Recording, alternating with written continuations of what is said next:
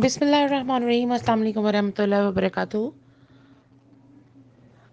आज हम सूरत इब्राहीम की आयत नंबर 4 से 8 तक पर रोशनी डालते हैं।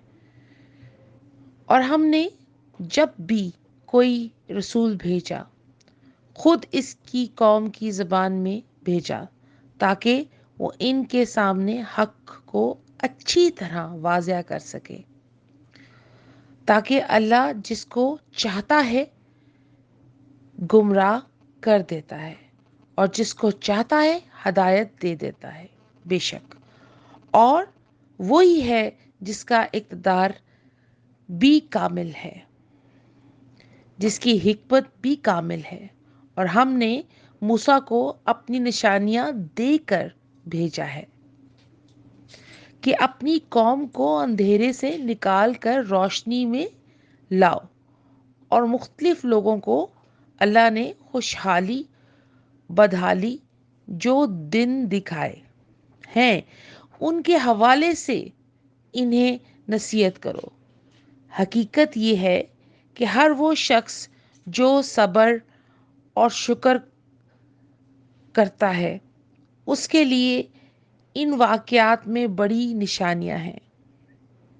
बेशक वो वक्त याद करो जब मूसा ने अपनी कौम से कहा था कि अल्लाह ने तुम पर जो इनाम किया है इसे याद रखो कि इसने तुम्हें फ़िरऔन के लोगों से निजात दी जो तुम्हें बदतरीन तकलीफ़ें पहुंचाते थे और तुम्हारी बेटियों को ज़िबा कर डालते थे और तुम्हारी औरतों को ज़िंदा रखते थे।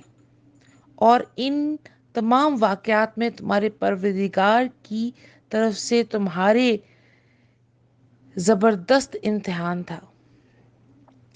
और वो वक्त भी जब तुम्हारे परवरदिगार ने ऐलान फरमा दिया था कि अगर तुमने वाकई शुक्र अदा किया तो मैं तुम्हें और ज़्यादा दूंगा, और अगर तुमने नाशुक्री की तो यकीन जानो मेरा अज़ाब बड़ा सख्त है। अल्लाह अकबर।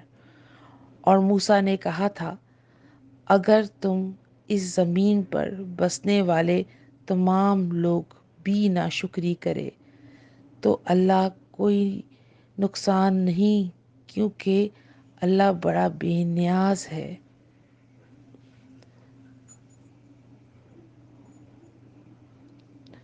तो अल्लाह तबारक व तआला के अज़ाब से पनाह मांगे, उसके गज़ब से पनाह मांगे। अल्लाह अपनी